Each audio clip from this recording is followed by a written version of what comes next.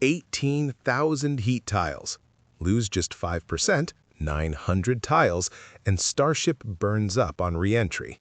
This is the most fragile part of the most powerful rocket ever built. I want you to imagine something. You're sitting inside a 400-foot stainless steel skyscraper.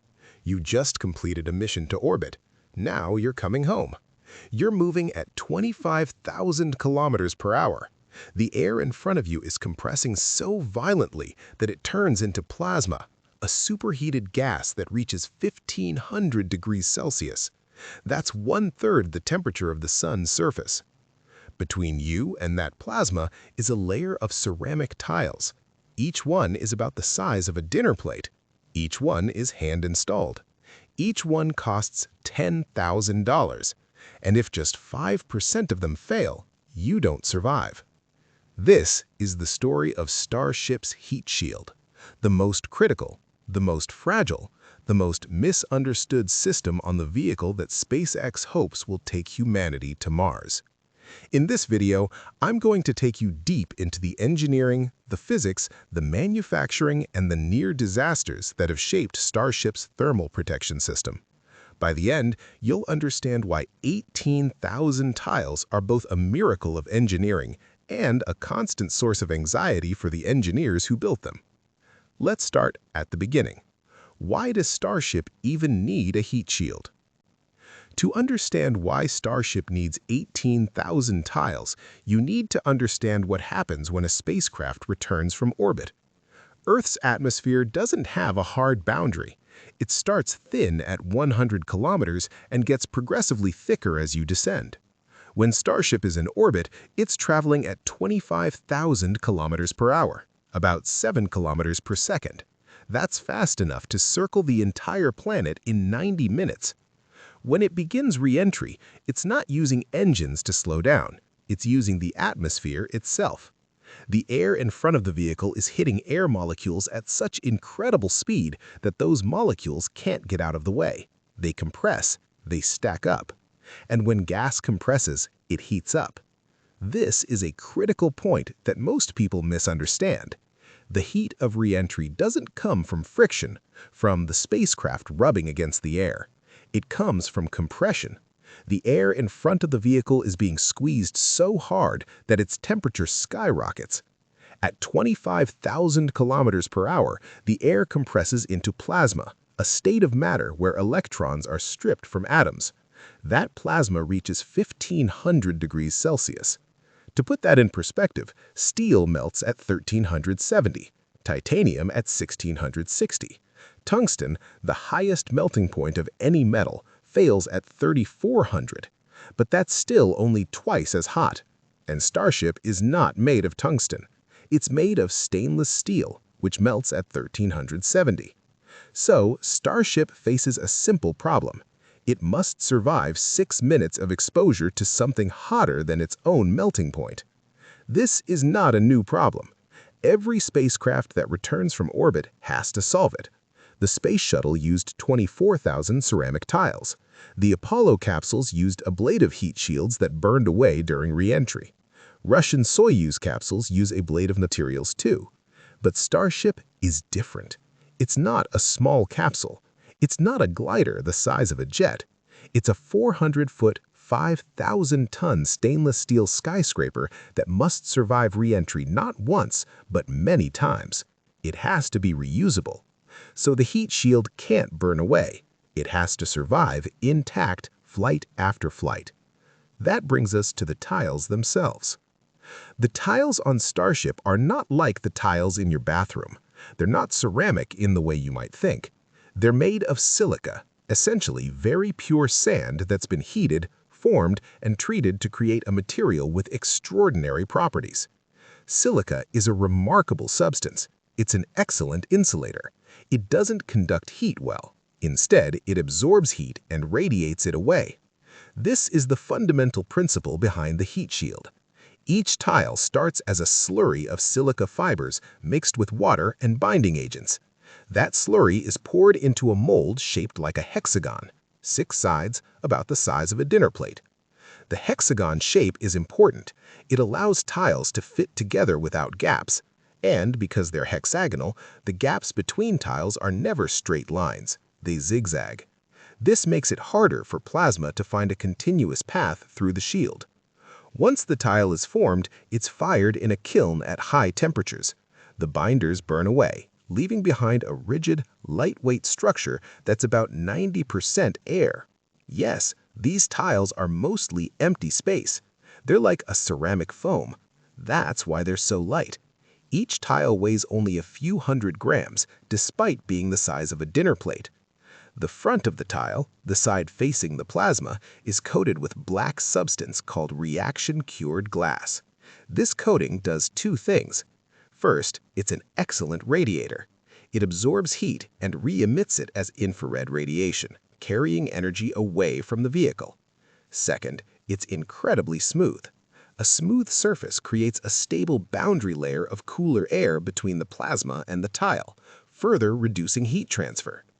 The back of the tile, the side facing Starship's steel hull, is coated with a white thermal barrier. This barrier reflects heat back into the tile, preventing it from reaching the steel. The result is that while the front of the tile experiences 1500 degrees Celsius, the back stays below 200 degrees. The steel hull stays cool enough to survive. So, the tiles work. They're brilliant. But they have a fatal vulnerability. They're attached with pins and felt. If you look at a Starship heat tile close up, you'll notice small holes on the back. Those holes fit over pins that are welded to Starship's steel hull. Between the tile and the hull is a layer of felt, a flexible, heat-resistant material that acts like a spring. This attachment system is both genius and terrifying. The genius part is that it allows movement. When Starship is in space, the hull is cold, minus 200 degrees from the cryogenic fuel. When Starship re-enters, the hull heats up and expands. Steel expands about 1 millimeter per meter for every 100-degree temperature change. On a 50-meter Starship, that's 5 centimeters of expansion.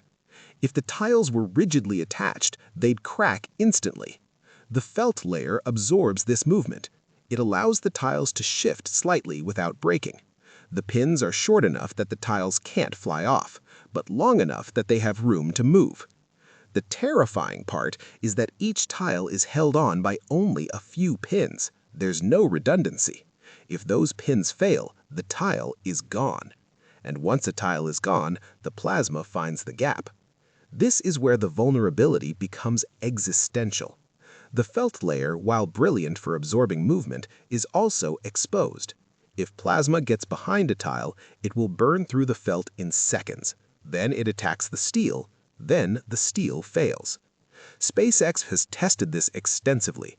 They've fired plasma torches at tile samples. They've subjected them to simulated re-entry conditions. The tiles themselves are incredibly durable, but the attachment system is the weak link. And that brings us to the number that defines the entire heat shield: 5%. Lose 5% of your tiles, 900 of the 18,000, and Starship does not survive re-entry. Why? Because of a phenomenon engineers call the chain reaction. Let me walk you through it step by step. Imagine a single tile falls off during ascent or in orbit. Maybe a pin failed. Maybe debris struck it. Now Starship begins re-entry with a hole in its heat shield, a single missing tile, 1% of 1% of the total. As plasma flows around Starship, some of it enters that gap. The gap is small, maybe a few centimeters, but plasma is a fluid. It flows into any opening it finds. Once inside, it expands. It heats the felt backing. The felt burns away in seconds. Now the gap is larger. More plasma enters. It flows sideways, under the adjacent tiles. Those adjacent tiles are still attached by pins, but now they have plasma flowing underneath them. The pins heat up. They weaken. The felt beneath them burns. Within seconds, the adjacent tiles lose their attachment. They fall off. Now there are 3 missing tiles, then 5, then 10. The plasma continues to expand. It flows under more tiles. Each tile that falls exposes more surface area for plasma to enter. The chain reaction accelerates. Within 30 seconds, a single missing tile can lead to the loss of 100 tiles, then 500, then 1,000. At 5% loss, the chain reaction becomes unstoppable. The plasma has found enough of a path that it's now flowing under large sections of the heat shield. The steel hull is exposed. It melts. The vehicle breaks apart. This is not theoretical. This is based on SpaceX's own testing and analysis.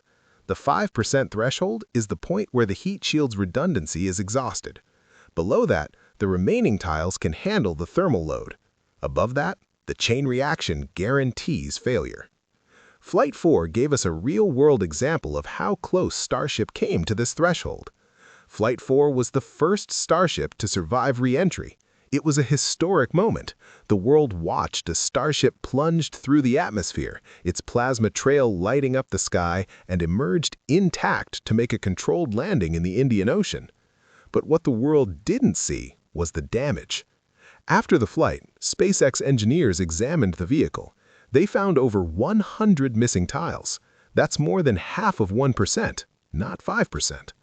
But the damage was concentrated in one area, the forward flap. The forward flap is the large wing-like structure near the nose of Starship. It's a complex shape with compound curves, and curves are the enemy of tile installation. Tiles are flat.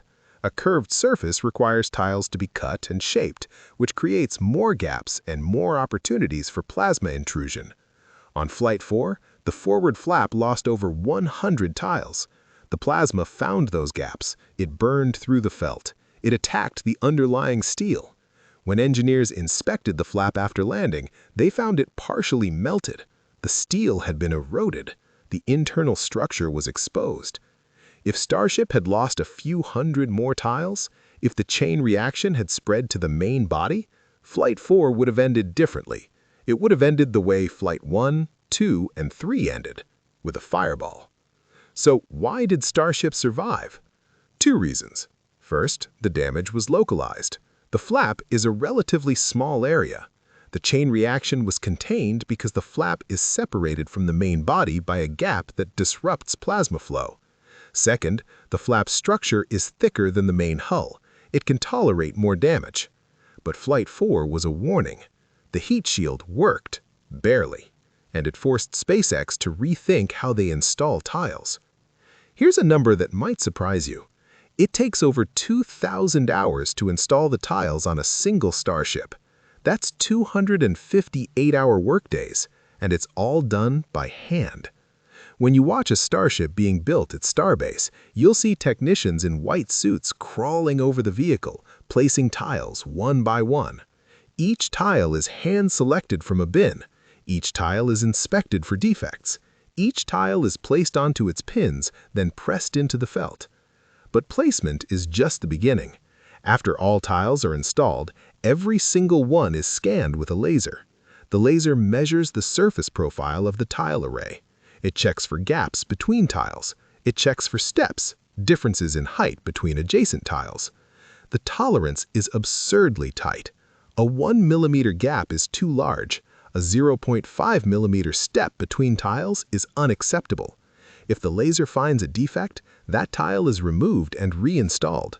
Sometimes the entire section is redone. Why such precision? Because a 1 millimeter gap is enough for plasma to enter. A 0.5 millimeter step creates a turbulent wake that increases localized heating. At 1500 degrees, these microscopic imperfections become catastrophic. SpaceX has tried to automate this process. They've developed robotic tile installers. They've experimented with automated laser scanning. But so far, nothing matches the precision of human hands. The curvature of Starship is complex. The tiles are fragile. The margin for error is measured in fractions of a millimeter.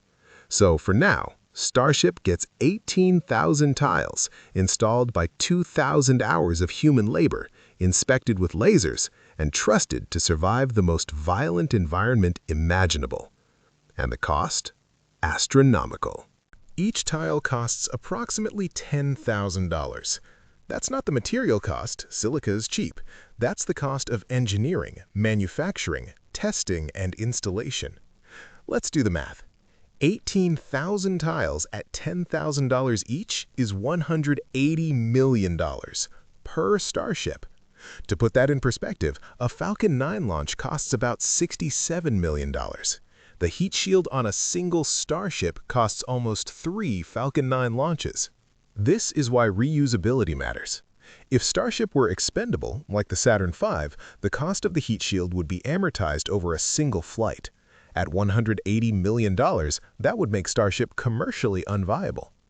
But Starship is designed to fly multiple times. The heat shield is supposed to last for dozens of flights. In theory, the $180 million investment is spread across 20 flights, bringing the per-flight cost of the heat shield down to $9 million. That's manageable. In practice, we don't know how many flights a tile can survive. Each re-entry stresses the material. Each thermal cycle causes microcracking. The tiles degrade. At some point, they need to be replaced. SpaceX is still learning how long tiles last. Flight 4 gave them data on tile durability. Flight 5 and 6 added more. But the full life cycle is unknown. It will take years of flights to understand how many re-entries a tile can survive. And all of this, the 2,000 hours of labor, the $180 million cost, the 5% threshold, is for a heat shield that SpaceX may not use in the future. Here's what SpaceX is working on right now: a heat shield that doesn't use tiles at all. It's called a regeneratively cooled metallic heat shield, and it works on the same principle as the Raptor engine. Remember how Raptor cools itself by pumping methane through channels in the engine walls? The same idea applies here. Imagine a metallic skin on Starship, not tiles, but a continuous metal surface. Behind that skin are channels. During re-entry, methane flows through those channels, absorbing heat and carrying it away. The methane doesn't burn, it just circulates, cooling the skin from behind. The heat is dumped into the fuel tank, where it warms the methane that will eventually be used for landing. This approach has several advantages. No tiles means no gaps. No gaps means no chain reaction. A continuous surface is inherently more reliable than 18,000 individual pieces. It's also easier to inspect and maintain. The challenge is weight. A metallic heat shield is heavier than ceramic tiles, but SpaceX is testing advanced alloys that are lightweight and heat-resistant. They're also testing different channel geometries to maximize cooling efficiency. We don't know when or if this tileless heat shield will fly. SpaceX has been tight-lipped about it, but patents and job postings suggest active development. If it works, it could eliminate the single most fragile part of Starship. Until then, Starship relies on 18,000 hand-installed ceramic tiles.